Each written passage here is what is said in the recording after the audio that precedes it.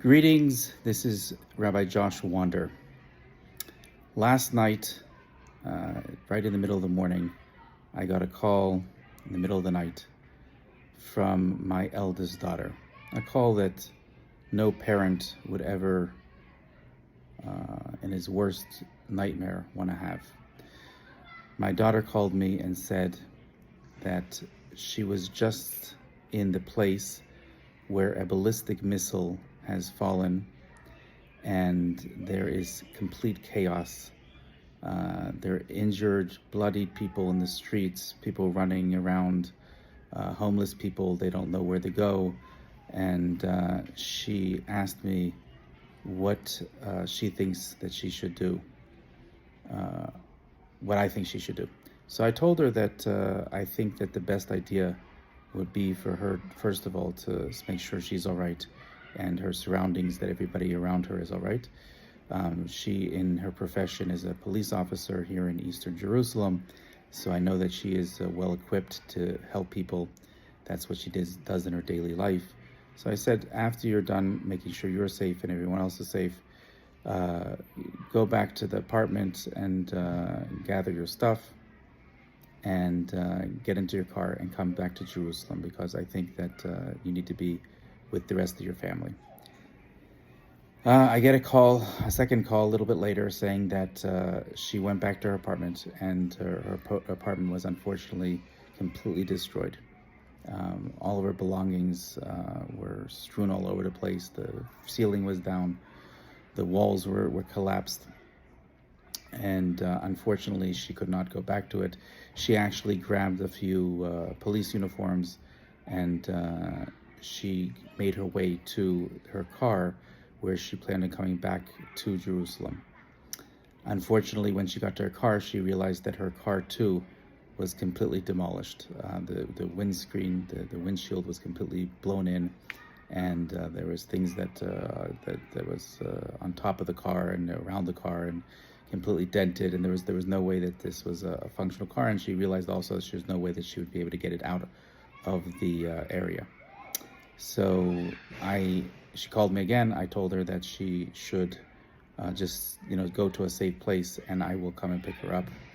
Meanwhile, she was in touch with her police commanders, and they told her that they would send a police car to come and pick her up.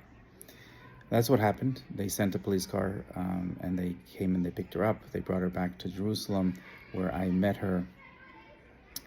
It seems that after, during this whole ordeal that she was describing, and I'll go over what she's described, there was a lot of adrenaline, so she didn't realize that she may have had some serious injuries. She was sitting, she said, right by the door of a public shelter in the basement of one of the buildings, and when the ballistic missile when it fell. And all she remembers is that the missile, she heard this huge explosion outside, and the thick metal door of the shelter literally was blown off of its hinges and went flying through the shelter. She doesn't really remember exactly what happened after that, except that a lot of people started pouring in to the shelter with blood covered in blood and injured in different ways. She found herself on the other side of the shelter, and she was helping people as she is trained to do. She came back to Jerusalem, and I guess the adrenaline started to wear off at that point, and she started to realize that she was having some very serious headaches. Her head, her neck, and other parts of her body were in pain.